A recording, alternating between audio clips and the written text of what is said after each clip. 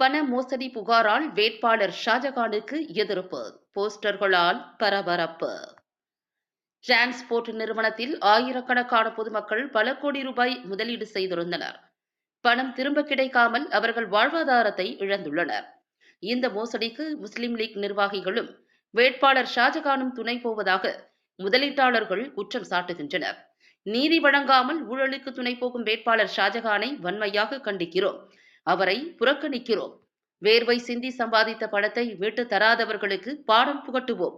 4 பேருந்து நிறுவனங்களை நடத்தி ஏமாற்றியவர்களிடமிருந்து எங்களது முதலீட்டுத் தொகையை மீட்டுத் தரும் கட்சிக்கே எங்களது ஆதரவும் வாக்கும் என ஜமாத்தார்கள் மற்றும் முதலீட்டாளர்கள் சார்பில் அறிவிக்கப்பட்டுள்ளது. தேர்தல் நெருங்கும் வேளையில் சொந்த சமூகத்தைச் சேர்ந்த ஜமாத்தார்கள் மற்றும் முதலீட்டாளர்களே வேட்பாளருக்கு எதிராக போர்க்கொடி தூக்கியிருப்பது பாபநாசம் தொகுதியில் பரபரப்பான சூழலை உருவாக்கியுள்ளது.